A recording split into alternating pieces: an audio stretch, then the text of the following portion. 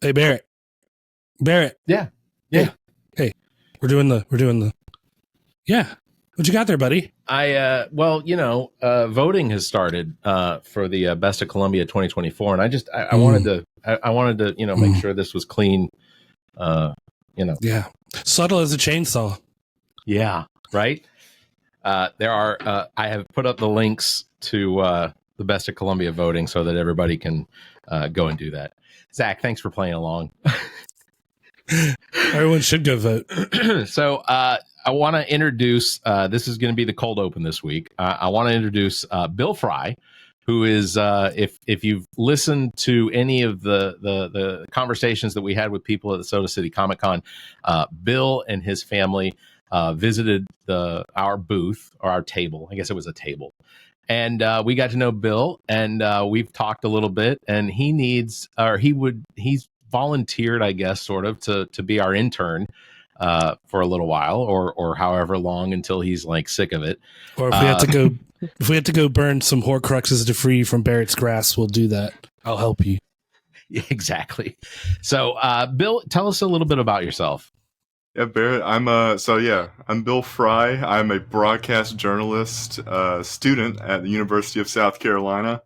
And this summer, I'm just trying to save up some cash on the side, working with my family. And on top of that, I was like, I want to do something related to podcasting and radio and some other stuff over the summer. And I still tune into All About Nothing, and I was just like, I still want to. I was like, I should call it Barrett. I remember talking to him at Comic-Con. No, and I'm glad you did. I'm glad you did, because I know. So Ami told me, she said, you all really need to plan to go down to the Fry baby, or the Fry babies, right? Fry baby, Fry babies, Fry babies down there in Hilda. And I said, it is a really long drive, and it's summer, and it's going to be hot outside. So we may have to save that for like February. But I'm willing to do it. I think it would be fun. So, Bill, absolutely.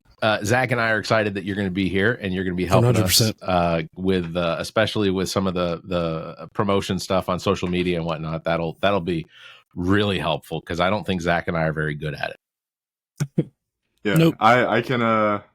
Everybody's going to be seeing some good stuff. Awesome. I hope. If not, you can call me out on the next podcast. No. Bill, what the hell? So we're going to start the show. Episode 207 is coming up. We're going to have State House Representative Russell Ott with us in this next episode. So stay tuned. We'll be right back with the show. Hey, it's Zach from What the Pod Was That and the All About Nothing podcast. And America's birthday is coming up faster than we can track. Celebrate Independence Day in style with ZJZ Designs' latest t-shirt collection on TeePublic. Introducing 3 brand new 4th of July heart designs that perfectly capture the spirit of America. These shirts feature vibrant, patriotic colors and unique heart-shaped designs that stand out at any celebration. Whether you're heading to a fireworks show, a barbecue, or just enjoying the summer sun, our 4th of July heart collection has something for everyone. Show off your love for the red, white, and blue with ZJZ Design. Visit ZJZ Design's TeePublic shop today and get ready to shine this Independence Day. Links in the show notes, or visit ZJZDesigns.com and check out all the great designs. New designs come up often. ZJZDesigns.com. The All About Nothing podcast may have content and language that isn't appropriate for some. Listener discretion is advised. Welcome, Nothingers, to another episode of the All About Nothing podcast. This is episode number 207. I am Barrett Gruber. I am Zach King. All right, Zach. Everybody, please subscribe to the show. Share it also. That's how we get new listeners. Also, if you can, please consider supporting the show financially by visiting our website and clicking on the support link at the top there. If you can't do that, please drop us a review, hit the 5 stars, give us a thumbs up, or leave a comment. All of that helps drive our show up higher in the ratings on all of these podcast platforms. Before we introduce our guest this episode, which is Representative Russell Ott, who is running for State Senate for District 15, correct, Russell? Senate District 26. 26. Sorry, 26. That's my fault. He That's can't keep fine. track of all the districts. I have so many things listed here. Blame it on redistricting. Yeah, that's fair. That's fair. Real quick, I want to do a couple shout outs. Want to thank John Cosas Jr., Columbia Fireflies, for their update with us every week. Want to remind everybody, Soda City Comic Con, August 24th and 25th at the Columbia Metro Convention Center. Also, check the show notes or visit the website. It's sodacitycomiccon.com. Also, check your voter registration. You can do that over at our website. Go to theallaboutnothing.com, very top of the page. There's a link there. You can go check your voter registration. Do it now, do it later, do it often, because you never know what is going to happen with voter registration rolls here in South Carolina or in Georgia or Mississippi or Alabama, wherever you're listening to us to. You can use that link. Check your voter registration. Want to remind everybody that the Best of Columbia voting has also started. This was our award last year, 2023. So we want to defend that title again. Go over the repeat. Go to theallaboutnothing.com and you can find a link to go and vote for us. We would really appreciate it. Also, last one, Priest Jacobs. I want to thank him for being on our show. You can check out his podcast, Worthy Cause Podcast with Priest Jacobs. It's hosted by the Arena. thearenasc.com. There's plenty of notes in the show notes and everything. So let's go ahead and jump into it. Russell Ott of I guess Calhoun County. You're of Calhoun. You're okay. Yeah. So Russell is actually running for state senate for Senate District 26, which takes up some of Calhoun, some of Lexington.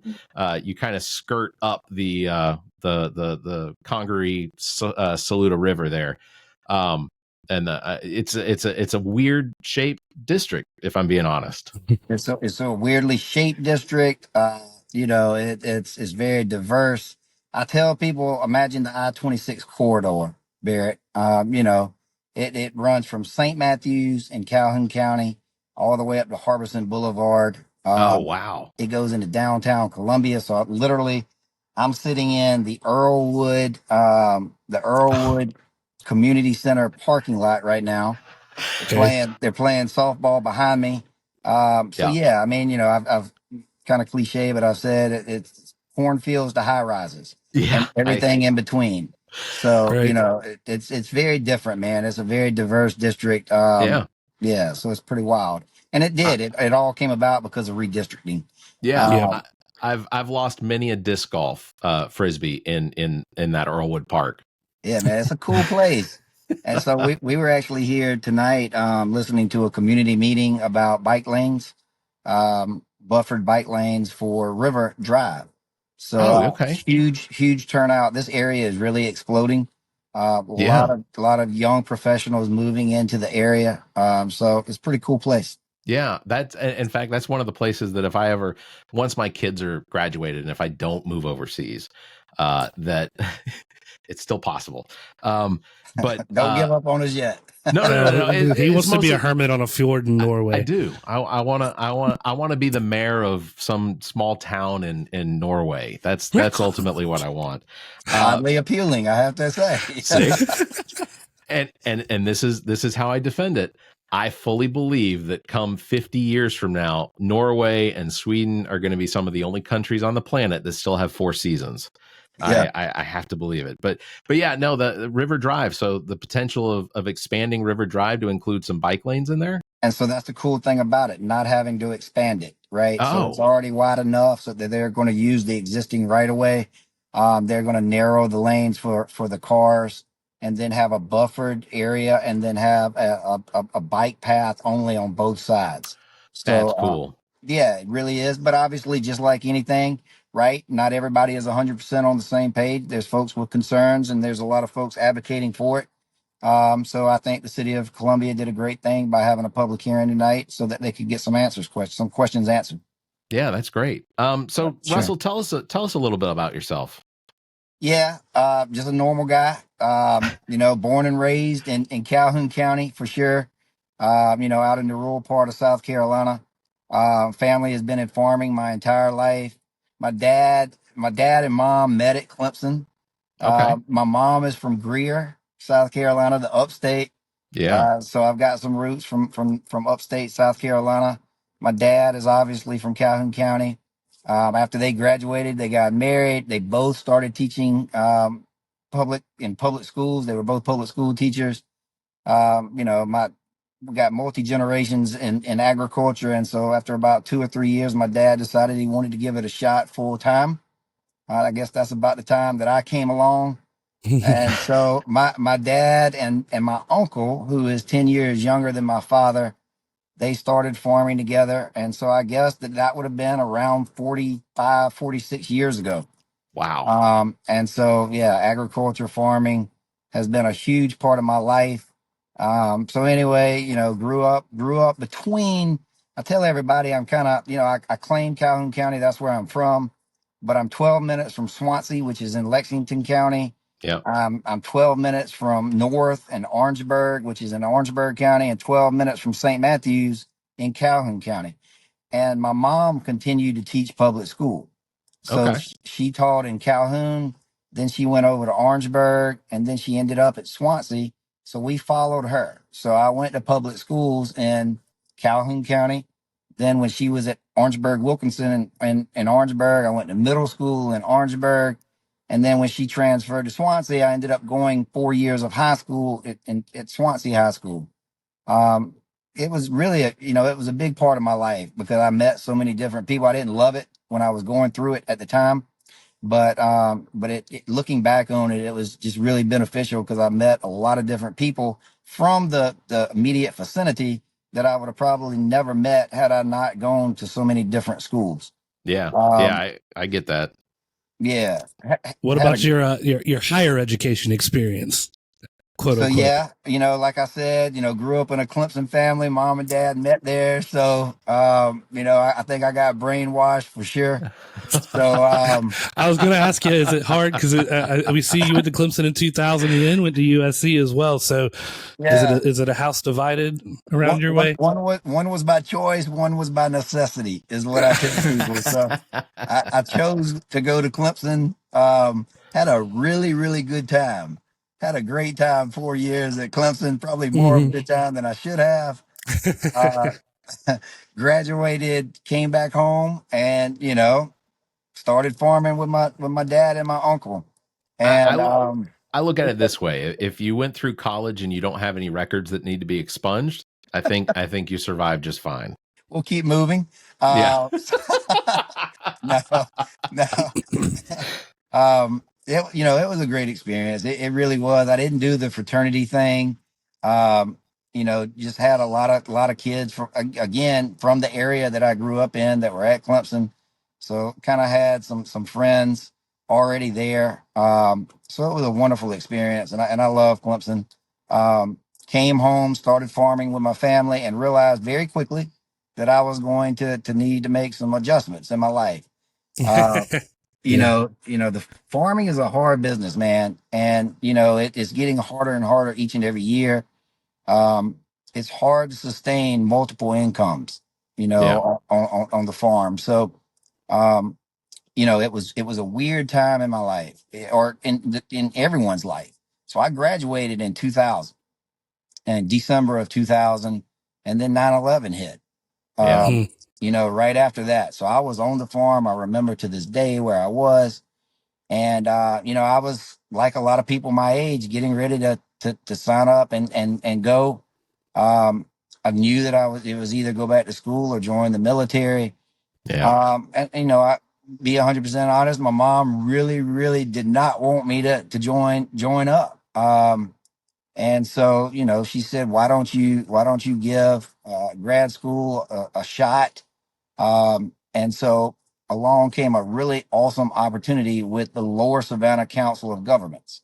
Okay. I don't know if y'all are familiar with the COGS across the state, but I ended up being able to take a job with them while I went to school at night at USC. So that was the Okay. necessity part. Yeah. I worked on my master's of public administration. So I would leave Calhoun County in the mornings, drive to Aiken and work with the Ooh. Lower Savannah Council of Governments, and then leave Aiken, drive to Columbia, and go to school at night. And I was much more motivated to do well in school, in Yeah. grad school, than I was undergrad, because real world hit. And so, Yeah. so I did that in 2 years, and then continued to work for Lower Savannah Council of Governments as a roving administrator.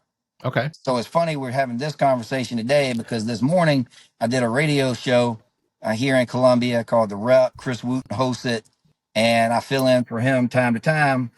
I add what is the dong? What does the ding dong mean? That's our plug bell.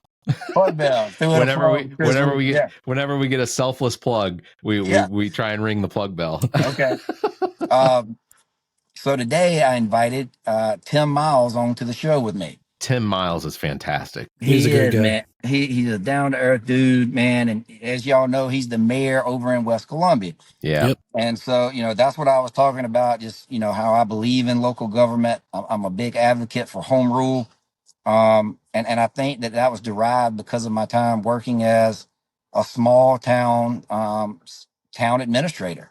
Yeah. And so it was a roving administrator program, right? So for small towns in rural South Carolina that could not afford to hire a full-time administrator, they would contract with the COG.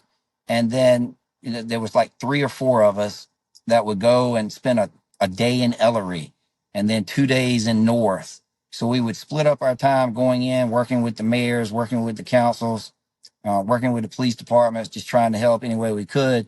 And it was just a fantastic experience for me. Yeah.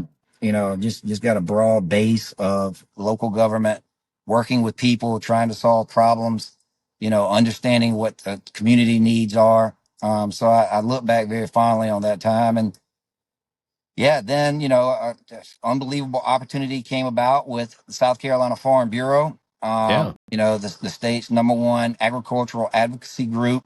Uh, Mr. David Winkles was the president at the time. Buddy Jennings and Gary Spires asked me to come in and sit down and talk with them over lunch one day. And that led to them offering me a job with Farm Bureau. I took it. Wasn't even, supposed to be a lobbying gig. It was just supposed to work for the Federation, but they ended up kind of moving me over to the State House, and I lobbied there for farmers across the state for, I think it was like maybe 6 or 7 years until 2013 when I decided to run for a special election for the Yeah. South Carolina House of Representatives. So I've been there for the last 11 years, still farming. So throughout all of that, I was still farming on the side with my family. I'm still luckily able to continue work for Farm Bureau and the farmers of the state. Obviously not doing anything with the government relations anymore or lobbying, Sure. but still working with the farmers of the state, working with the organization as a whole. So it's been good and just thoroughly enjoyed my time representing District 93, which is Calhoun, Orangeburg, and Lexington. Yeah. Long story, man. Sorry to draw it all out. No, No, you're it's all good. good. No, you're good. Trip down memory lane for sure. I want to ask you about the time between being a lobbyist for Farm Bureau and as well as then transitioning into becoming a state representative, because for a lot of people, lobbyist is a 4-letter word. So Yeah. how were you? How did you transition from? Because I assume it's not the same lobbying as they do. I mean, it might be similar, but it's not like the tobacco lobbyists up in Washington, D.C. that are padding everybody's pockets and things like that, NRA, that sort of thing. Yeah, no, it's certainly not. I mean, you have different types of lobbyists, right? Yeah. Barrett, so you've got contract lobbyists that basically any type of company can come in and hire, and they'll advocate or they'll push any particular issue that somebody wants them to hire. I never did that. I was an in-house, employee for one organization, one advocacy group, being South Carolina Farm Bureau. So all of my attention was always on agricultural issues. But yeah, I mean, it's definitely because of that I think that it's just like any other type of profession, Yeah. right? Whether it's lawyers, whether it's farmers, teachers, or lobbyists, you have people in the profession that do it the right way. They do it, with honor and integrity and honesty. Right. And you probably have some that don't. And I think, obviously lobbyists, there have been individuals over the past that have given that profession a bad name. But at the end of the day, there's nothing wrong, I don't believe. And I think it's a good thing because there's so many issues that go through the General Assembly, right? Yeah. Whether it's energy or ag or medicine, business, insurance, energy, no one comes into elected office knowing about everything. And No. so, you've got these different groups that care very strongly about their issues. The only way, a lot of times, that they can speak from a unified front is to get someone that can go and carry their message for them. It's no different than talking about Phil Ford. Phil does a great job advocating on the issues that he cares about, and that people task him with going and educating legislators on those particular issues. And if done the right way, then I think that's a good thing. Now, Yeah. you always, and you find out pretty quickly. I mean, there are those that will stretch the truth. There will be those that will, do things that are underhanded to try to accomplish whatever they're trying to accomplish. Yeah. But, I think those folks are ultimately identified pretty early. It doesn't take many times for somebody to throw you under the bus, not give you good information. You go out there and cast a vote based off of what they told you, and then it turns out to not be true. That type of person is not going to have a very long career Right. in that business, in my humble opinion. Yeah. No, I would agree with you on that. True. Looking at some of the current committees that you're on, one of them is the Legislative Oversight Committee. Yeah.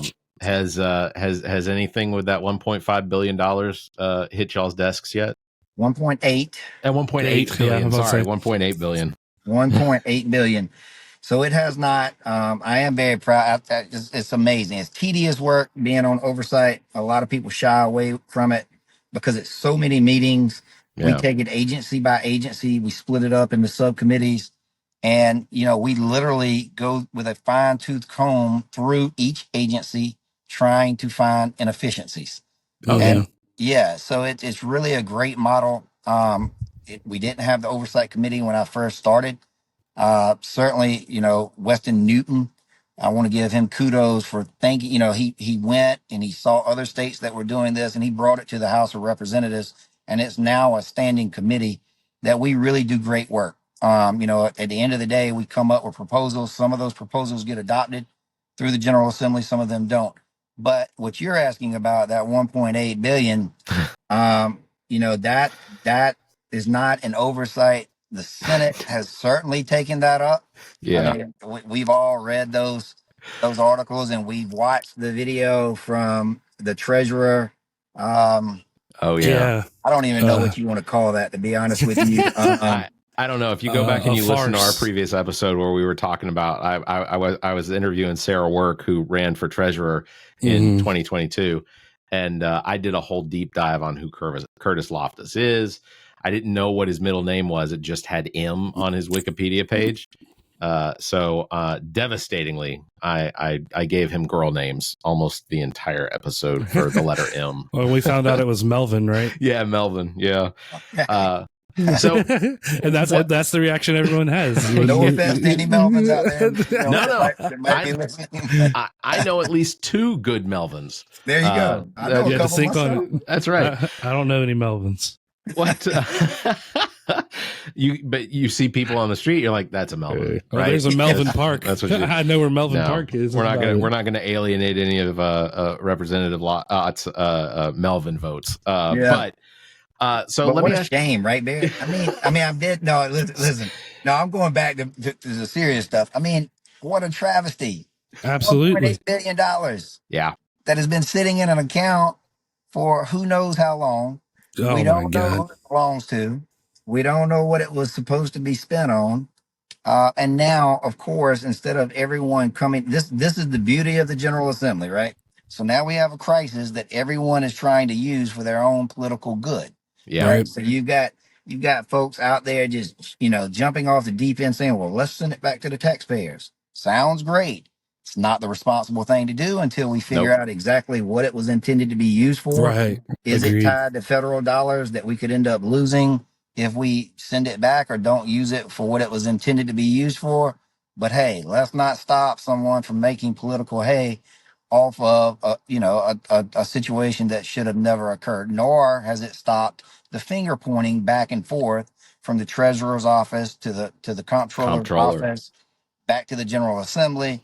At the end of the day, may I just point out that, what we have is a one party, complete and total domination control.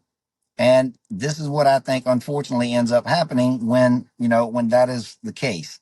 Yeah. So, at the end of the day, they can point fingers at, each other all they want to, but, we need to get some adults in the room to figure out what's Absolutely. going on and to try to make sure that we've got good guardrails in place to make sure that it doesn't happen again. Yeah, my theory on that is that I believe that the intention is that whoever is responsible for this money being in a pass-through account, they did not want that money to be found.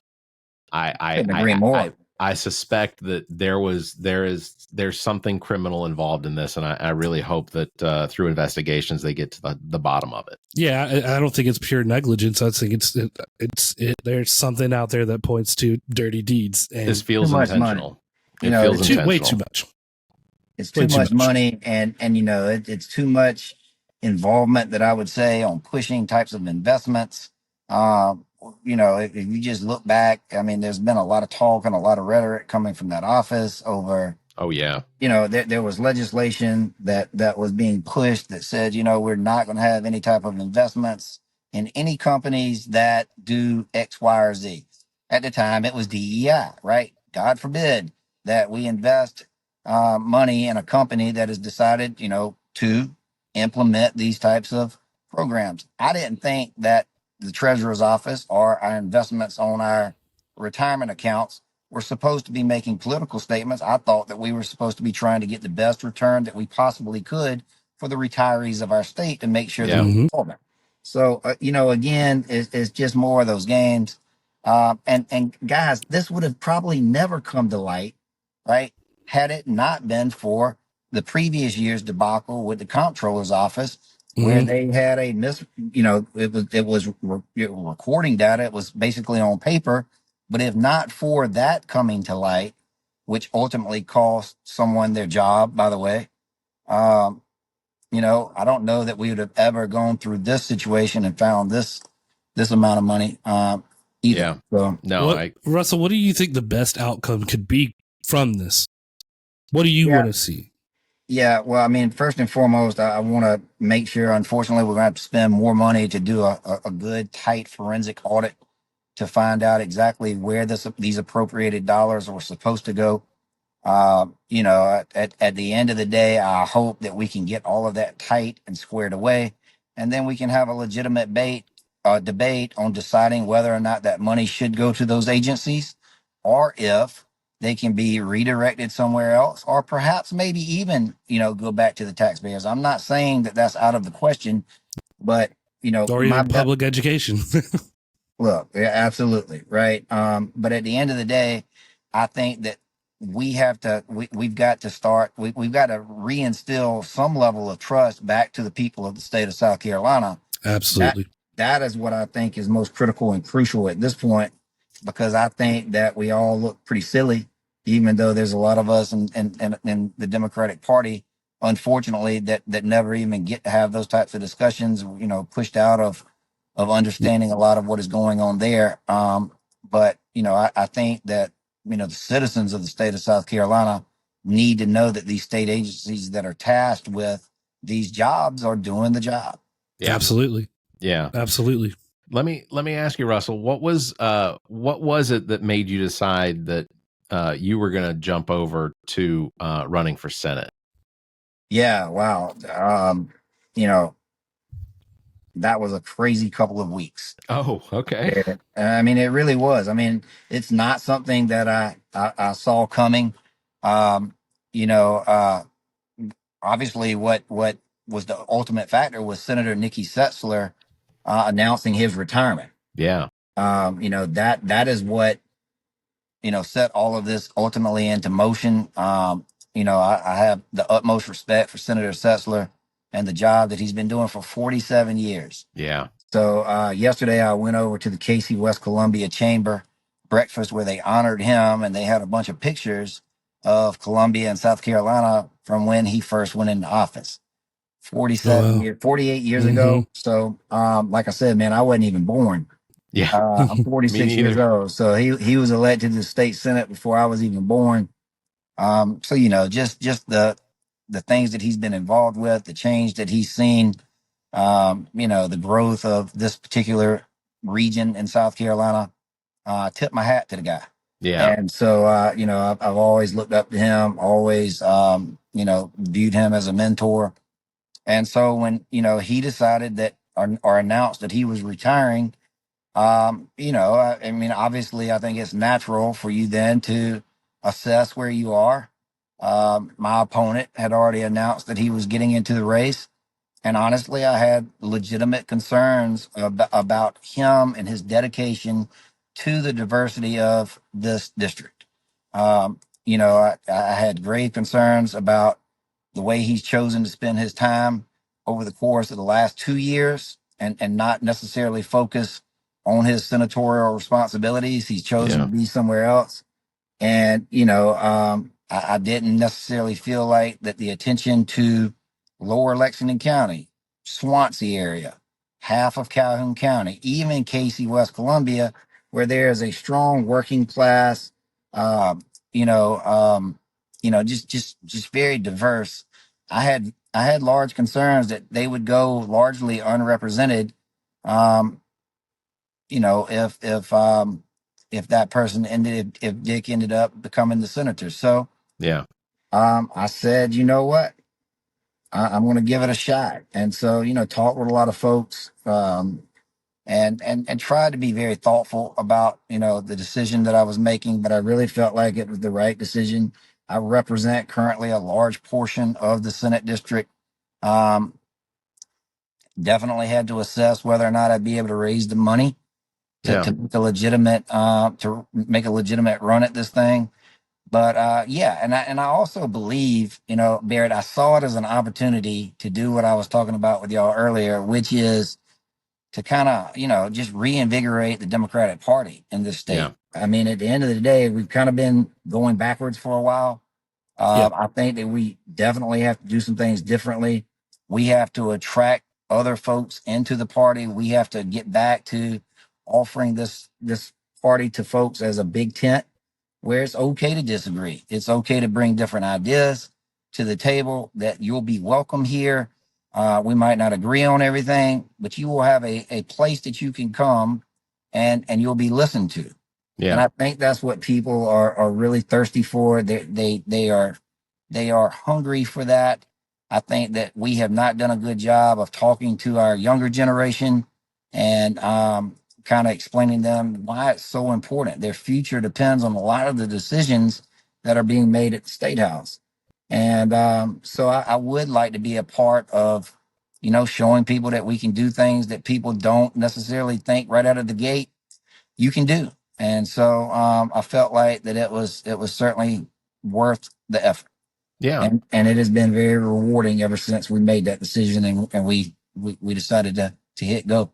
Yeah. The Senate and the House are basically they do two different things, but they require each other in order to get legislation passed into bills, and the bills become law. The Senate, of course, is where most of the laws. I don't know why I did this with my hands. That's really weird, but that's where the law is, and of course the House is the purse, as it's where the budgeting and the money gets decided.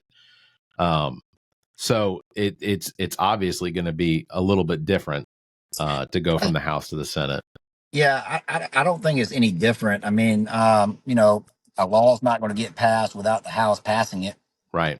So the Constitution is what sets the appropriation bill to start in the House. So, you know, but we get the first crack at it and we get the last bite at the apple in the House.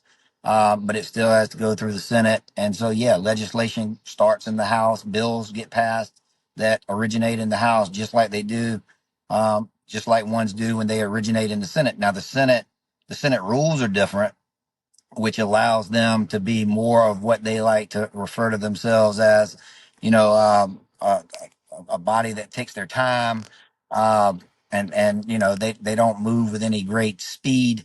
The House rules are set up where, you know, we're timed. Yeah.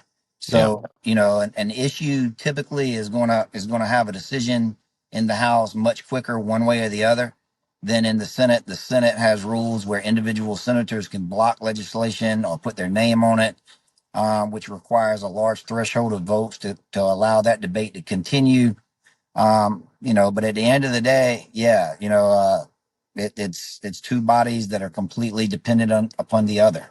And it can be very frustrating at times.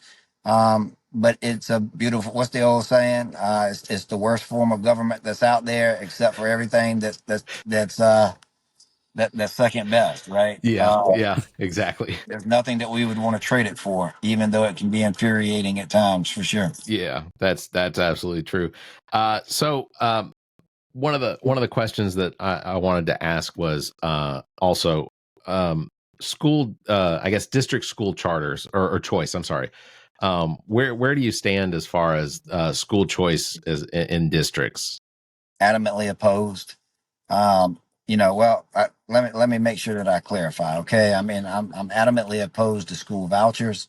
Yeah, I'm adamantly opposed to public dollars being sent to private schools. The debate around choice, whether or not students are able to transfer in and out of school districts, is different than that to a certain degree. But I have concerns about it. I don't even think that's the question that we should be answering, right? I mean, at the end of the day, whether you're talking about private school vouchers or you're talking about choice, why is that the case? right. It's because parents don't feel like that the school that they're currently in or they're zoned for is a good enough school for their kids. Right. And I don't think that are we good?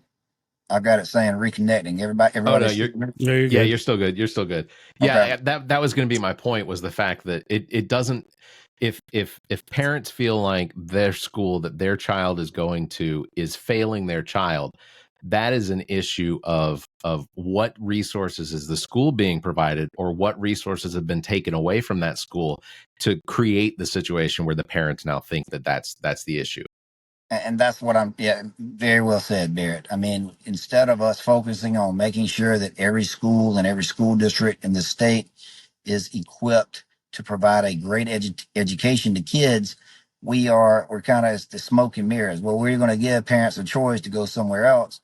Well, again, that doesn't take into consideration individual family situations where, somebody might be able to get to a different school, somebody else might not be able to.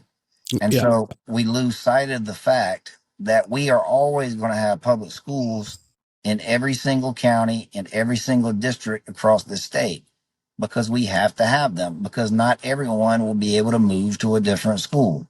Right. So we're always going to have our public schools, and they're always going to have to accept whoever shows up to those schools at the beginning of each and every school year. So we waste so much time on coming up with these schemes and these plans and vouchers and this and that and the other, when instead, I wish that people would demand that we as a General Assembly get in there, roll up our sleeves, and do what is necessary to make sure that regardless of what your zip code is, your kid is going to be provided a great educational opportunity regardless of where they live. And sadly, that's not the case. So, we end up sounding like we're a defender of status quo, right? When I'm fighting day in and day out, fighting against these voucher plans. That's not the case. We're not defending, we're not saying that we've got a great educational system in this state. What we're screaming and begging for is for folks, let's do what's necessary to get us to that point. Right. So what about these public charter schools that assist the kids online through public school system? Where? Because I'll tell you, my son graduated from Connections Academy. He just graduated from high school through Connections Academy. Where do you stand on those public? Is that a public charter school? Yeah. It's Lexington One sponsors it. Okay. Look, we've got Gray Academy. We've got tons of charter schools. We've got tons of public charter schools across the state. What I have concerns with is authorization of these charter schools, the authorizers.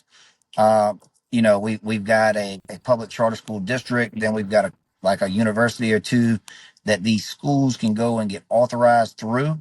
I think that, there's clearly been some questions and concerns that have been raised over who's in control of these schools, who's overseeing the money that is being spent and what it's being spent for. I think that we need to go back and take a look at all of that. I don't know why we need to have multiple authorizers. I don't know why we shouldn't just have one South Carolina Public Charter School Association or district. I can see that. Yeah, I guess that's my biggest concern.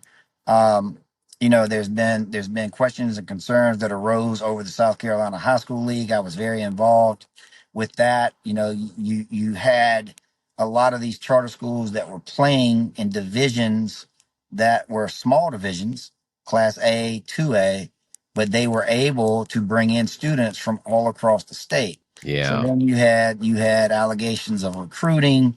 At the end of the day, they're small schools, but they were very attractive to some of our top athletes to go and be there because you know what? They're not bound by the same rules. If I know for a fact some charter schools say, well, we're gonna set up a structure where you don't have to come to school on Friday. You don't take any classes on Friday because you're going to do this schedule Monday through Thursday. Yeah. So I think that we have an appropriate system in place now where there was a multiplier. And so some of these charter schools that have small enrollment are playing at a higher division in athletics so that it's more equitable to our A and double A traditional public schools. Sure. So, Yeah. but Baird, at the end of the day, it takes continuous work, right? You don't get to just set this system up and then walk away from it. Right. It takes continuous work. It takes continuous eyes trying to make sure, is this working? Is that working? What's not working? And you have to be flexible and you have to make adjustments if we want these types of systems to work. So that's a long answer to, I'm not opposed to public charter schools, but I just think that we need to keep an eye on them. Yeah. Yeah, I agree. I think part of the issue with all of these, so many of these publicly endorsed, I guess the charter schools that do work inside of the public school education system, it's extremely splintered, and you really, from a taxpayer's point of view, I look at that and ask, yes, why isn't there just a South Carolina charter program or an online high school program or that sort of thing in order to accommodate for students that potentially would do better learning from home or online. I think that's an interesting idea of how to approach the charter school program. But when it comes to vouchers, you're adamantly against taking public tax funded money going to public education and taking that out of public education and putting that into the voucher program. Adamantly opposed. I think it's unconstitutional. Constitution clearly states that public dollars cannot be used to benefit private schools. And so the question Couldn't agree more. The question always comes up as to why, right? It's not because I don't want it's not that money shouldn't follow a child. But at the end of the day, private schools get their autonomy because they don't accept public dollars. So they get to hire the teachers that they want to hire. Yeah. They get to teach the curriculum that they want to teach. They get to do all of the above, however they want to do it, because they choose not to accept public dollars. Right. When you start taking those public dollars, and that's the separation of church and state, right? Exactly. That's why you have Christian schools, and so that's why I've tried to explain to people, like, you go down this path, and then one day, what are you going to do when there starts to have strings attached to these dollars, and you're not going to get to teach what you want to teach. You don't get to turn away who you currently decide, that's not a good fit for our school, so we're going to turn them away. And you've seen this debate. I've brought this up time and time again. So the Republican majority continues to push this type of legislation that says, teachers have to do this, that, and the other. Can't have these books in the libraries. Exactly. All of these types of requirements that they push onto our public schools. And then, though, however, now that they have started this private voucher program where we're sending public dollars, I put up amendments and say, well, okay, so we're good. We're good mandating that on our private schools as well, right, guys? Because Oh, yeah. Yeah. We might. There we go. Yeah, I was gonna say we're breaking up a little bit, but yeah, you were just say well, that say the that part best again. example that I can use is like the latest transgender bill that was pushed through the General Assembly, right? One of the provisions was so again, it's never straightforward, right? So it was should um, um, gender affirming care or transition surgery be allowed for minors, right? That was part of the bill. The other part of the Yeah, bill was, oh, by the way, we're going to mandate that any teacher, public school teacher or administrator that has, comes into knowing that their kid, that their student, is questioning their gender or has any type of questions, they are mandated now to go and tell the parent. That has been proven to be, requiring teachers to out students. I believe it puts them in a very dangerous situation at home sometimes. But again, Well, it is very invasive for a teacher to that's not even what have to teachers take are that into signing their up own for. hands. And, No. but the point yeah. I is, mean, when I put up an amendment to say, okay, well, if this is good enough for our public schools, it's good enough for our private schools now, right? Because we're sending them public dollars. What do y'all think the answer was? The answer was no. They shot that amendment down. No way. So Yep. I think that it's it's hypocrisy. It's the hypocrisy. shallowness of the argument, and I think it just shows the blatant politicization of some of these issues. It's not them caring about Yeah, kids. It's Yeah. about them pushing themselves forward and trying to make themselves look good in front of their constituents. A small sector yeah. of And constituents. go ahead, Zach. I'm sorry. And I'm right there with you. I think everyone has the right to practice their faith and their beliefs and everything, but there is that separation of church and state that is the First Amendment of the Constitution, that the make no law representing religion, that it is two separate entities, and private schools want both when it Some comes do. to this funding. Not all. Some do. You're right. Yes, some do. If that's what you want to do, that's what you want to do. It's funded privately. That's how it works. Public education system's going to go off of common fact that as we know it, things like that. Banning books because of what's in them you don't agree with. I just think that's insane. Having books pushed the other way, I think it's crazy to me.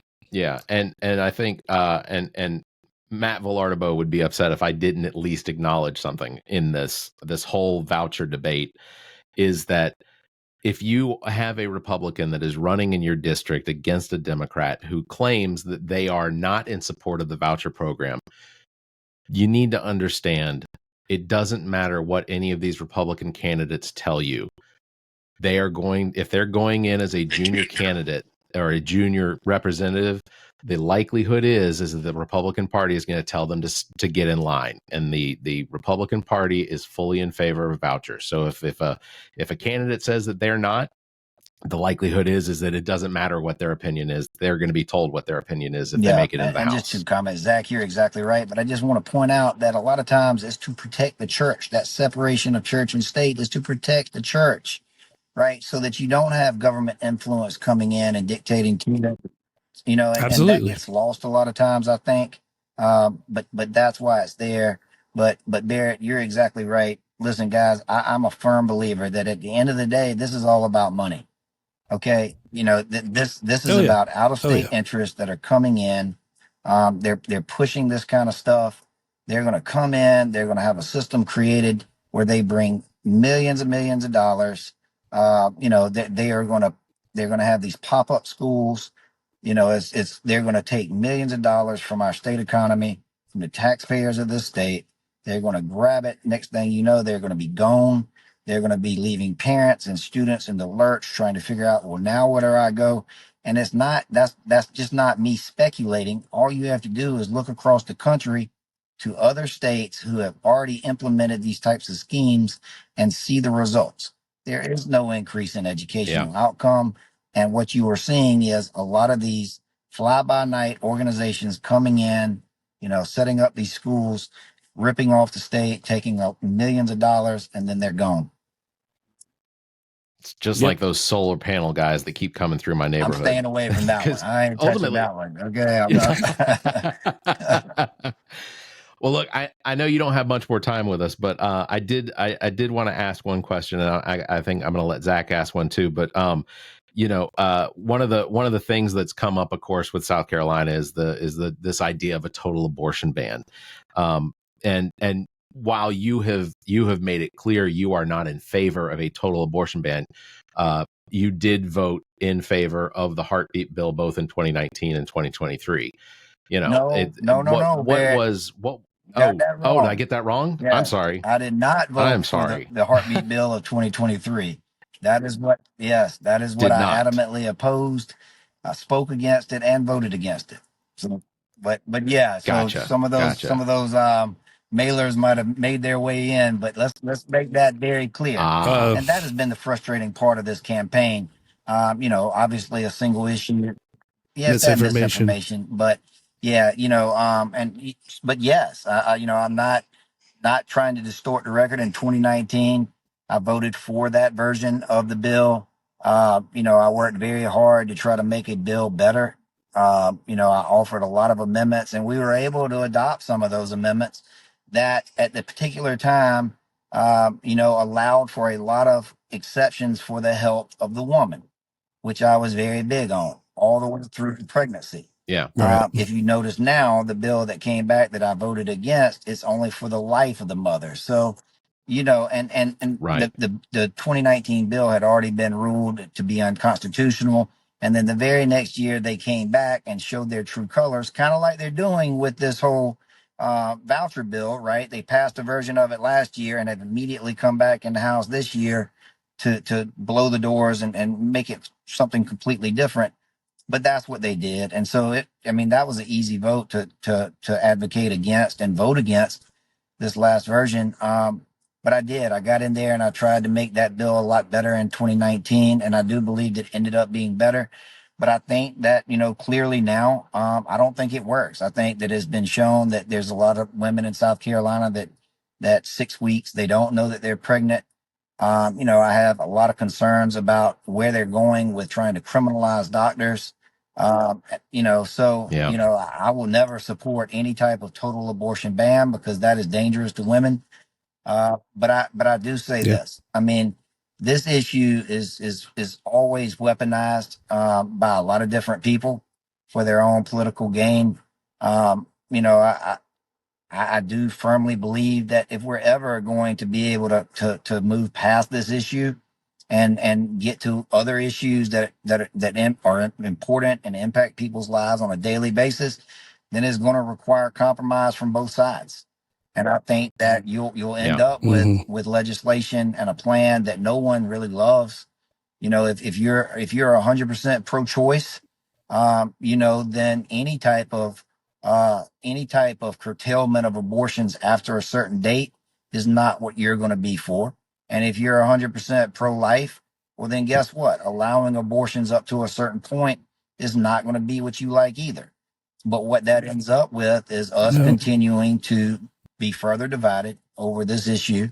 It continues to allow those people that make a lot of money off of those emotions and that division, they get to continue to thrive in this space. And that's never been who I am. I am certainly someone I've been burned by it before.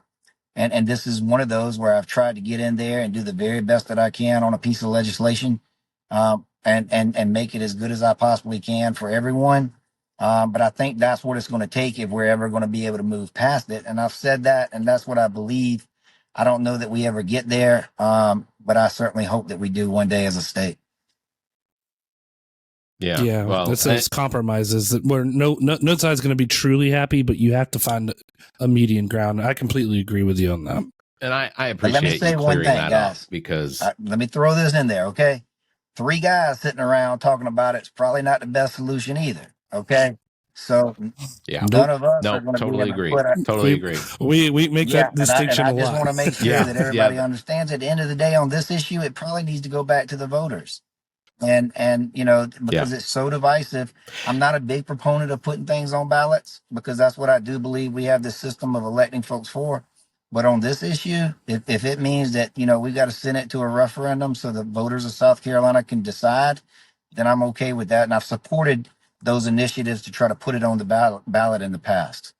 I would love it.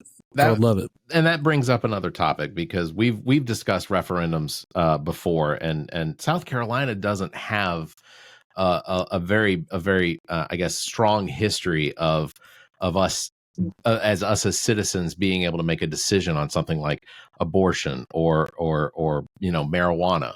Those are things that in other states obviously have gone the more progressive liberal way to basically, I don't know if it's mostly just taking it out of the legislative's hands. But you mentioned that you're not a big proponent of referendums, but what I guess I understand representative, our democracy. Yeah, democracy. Yeah. But in situations like this, how would a referendum potentially get set up so that the voters could make a vote if it was marijuana? It would still have to be an affirmative vote by the General Assembly. It would actually have to be legislation that would still have to go through the General Assembly to authorize that to happen, similar to a constitutional amendment, if that makes sense to you. Whenever we have a change to the Constitution, we have to, number one, vote on it with the General Assembly, to then put it before the voters of the state of South Carolina, by which they have to affirm it. So it should be a very high threshold and a very high bar to change your constitution.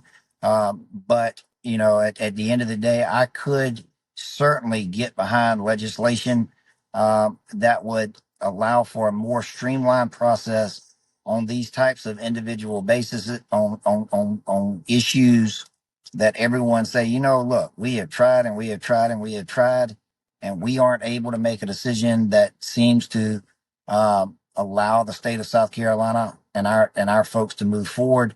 So we're going to put it to the voters of the state. Yeah, I think that for these major decisions where it seems like there's a group of men in committees that are making these decisions: transgender, abortion, marijuana. These are decisions that are being made by people that are so disconnected from even who it is that they represent, when it because the Republican Party is full of a lot of old people. Court. I mean, old men. It's yeah.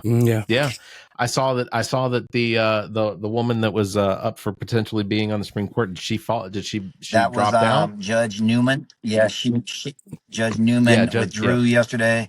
So that leaves two candidates. I don't know if there was any movement on that today. So now it leaves one male, one female, both white, as the only remaining candidates for the Supreme Court.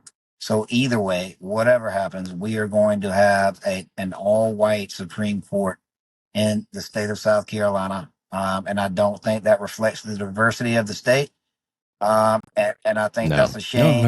And I think it sends the wrong message to Black folks all across the state of South Carolina. Yeah, absolutely. I totally agree.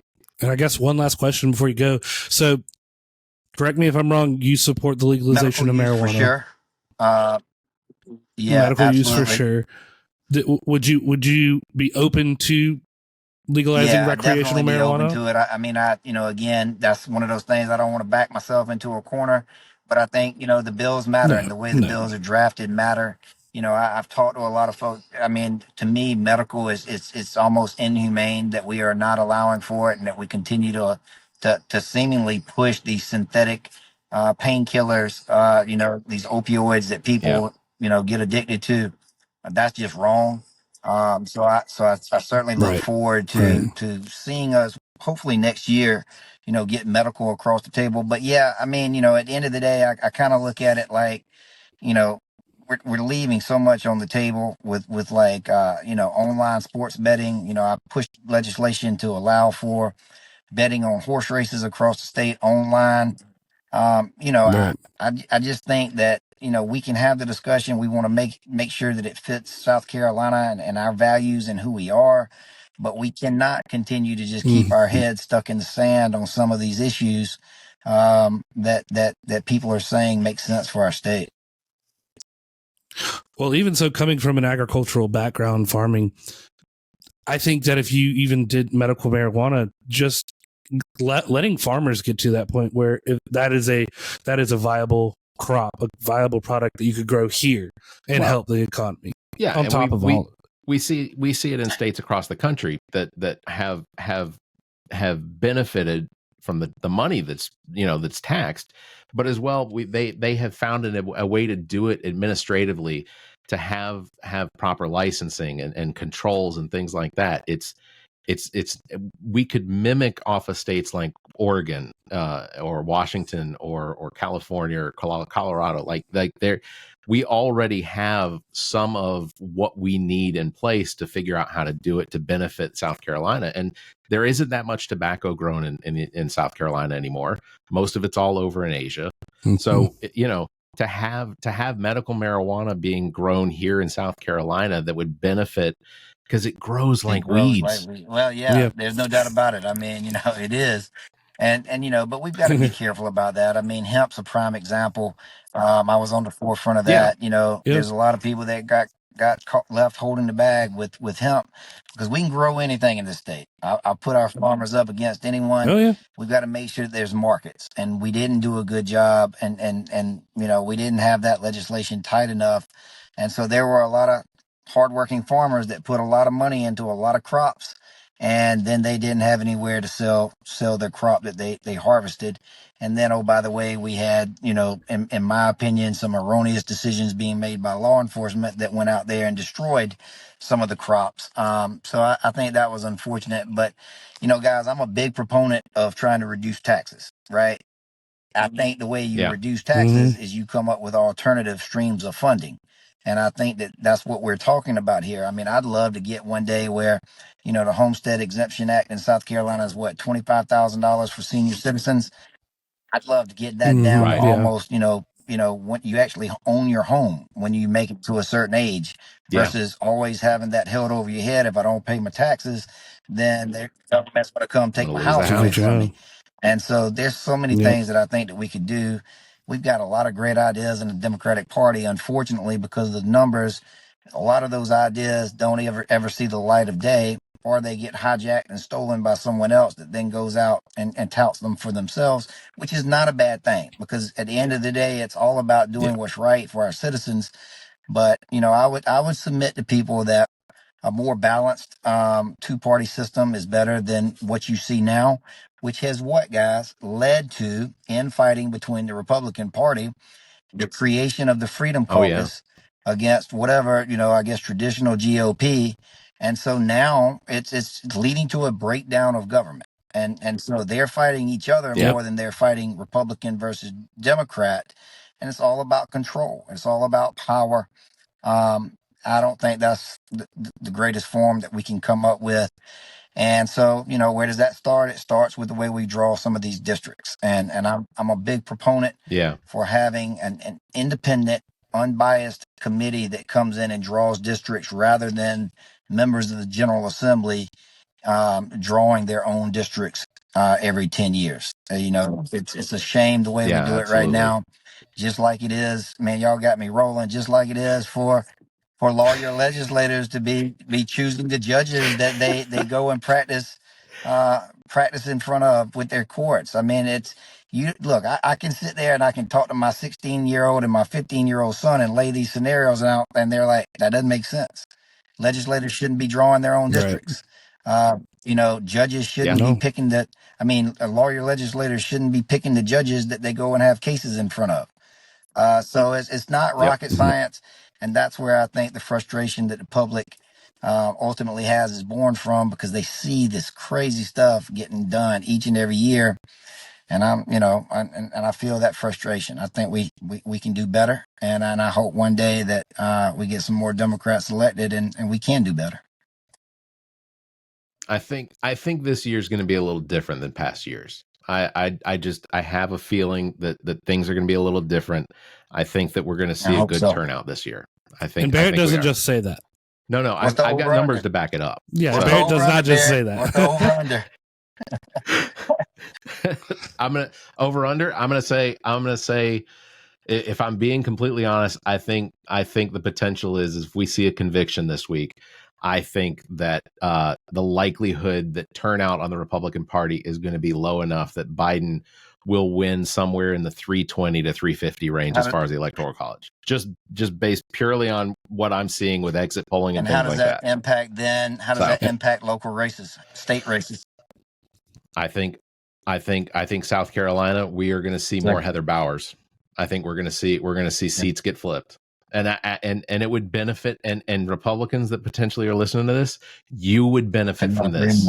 You absolutely and honestly, you would benefit from there being an even representation of liberal or progressive or Republican and conservative. It would benefit the state. We would see such a better increase our education program, our transportation infrastructure. I mean, it would be a really good thing, and you shouldn't. They shouldn't fight. But at the end of the day, the real winners would be the people of the state and our next generation. Yeah. I believe that with all of my heart.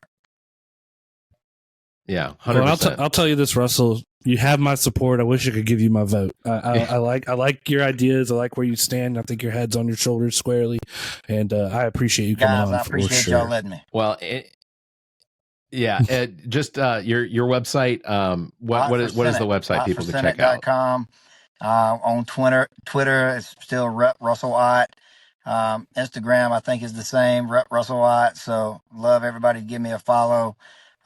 Reach out to me. I'm all about, talking with folks, understanding what the issues are, and working hard and being honest and doing the job with integrity. Absolutely. Well, I'll make sure that all of your contact information as far as websites and social media, that's all available in our show notes. So go check those out. Russell Ott, currently representative here in South Carolina, running for state Senate. I absolutely hope you have all the success in the world. You've got my contact information. So if there's any time, if we get past this primary and you want to do this again, we're happy to host you. Yeah. If you need the boys to come out and support you, we'll throw a table and a tent up and start talking to people. I won't do it from the truck next time. Okay, I'll be a little better set up. Thanks, guys. Y'all take care. You're good. All right, cheers. All right, thank you, Russell. Thank you, Russell. All right, Zach, that was a great one. We really appreciate Representative Russell Ott for being on with us. And I guess that's probably going to wrap it up, I guess. Yeah, what a fantastic. I wish I had the voice to have help step in and ask more questions, but God. I just want to remind everybody, early voting is open right now in South Carolina for the next until Friday, the next Friday, whatever that is, June something. But just everyone make sure if you're going to vote, I would go ahead and just vote early because you don't have to show up and stand in line. It's super quick. Voting offices, they're not all open everywhere. But the offices that are open, just check scvotes.gov. They're open from 8:30 to 6 p.m. So go do that. Also make sure you check your voter registration. You can do that on our webpage, theallaboutnothing.com. I don't have anything else, Zach. I will say this again. Voting is currently open for the Best of Columbia, Best Local Podcast. There's links in the show notes. There's links on our webpage. There's links in our social media. Follow us. Do all of that stuff because it's going to come down to four different podcasts, including our partner podcast, Welcome to Wonderland with me. So, and that is the last time we'll be saying her podcast on here. That's not the one you vote for. This is the one you vote for. That is going to. If you have two accounts, vote one for us, one for her. Yeah, because then you're just canceling out both of them. No, three email accounts. 3 email accounts. Do 2 for us and maybe 1. Yeah, you know what? Yeah, Big Media could take first and second place in this one. No matter I fully what, support that. me will be there at the party. That is absolutely correct. That is absolutely correct. All right. That is going to do it for episode number 207. Again, I want to thank our guest, Russell Ott, who is currently running for state senate in district. Oh, goodness. I know he said it, District 26. So, and thank you, Bill. There? Thank you, Bill Frye, for helping us out here. Yeah, Bill, you got to meet him in the opening, Bill Frye. He's going to be our producer and intern for the next few weeks, which is fantastic because it really helps us out. He throws questions in there on the chat that we can. He did. They were fantastic. We can read. So thank you, Bill Frye, for being here. Thank you, Zach. Links to our past episodes, podcast platforms, merchandise, and social media available on our website, theallaboutnothing.com. And if you think our financial model of giving away free content and entertainment is silly, and you're in the giving mood, why not become an official Nothinger by supporting the show monthly? Members get early access to this episode as well as exclusive content, or you can make a one-time donation through the same link. If you'd like to be a part of the show, you can call and leave us a message, 803-672-0533. You can email the show at theallaboutnothing.com, or you can join our Discord server. There's links available at theallaboutnothing.com. Thank you very much, everybody, for listening. You all stay safe, be kind, and keep your hands to yourself.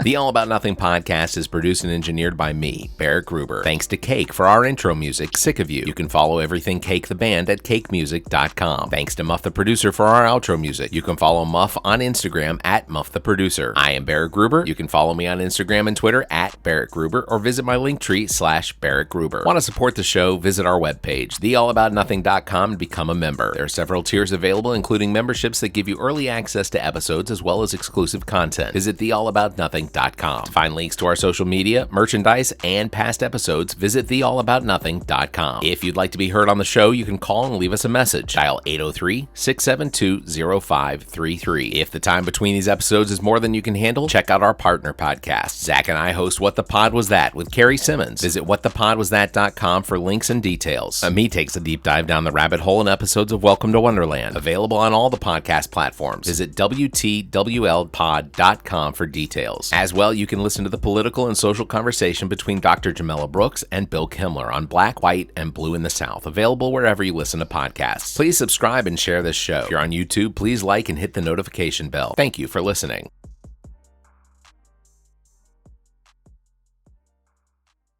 The preceding podcast is a product of Big Media and copyright 2024, all rights reserved.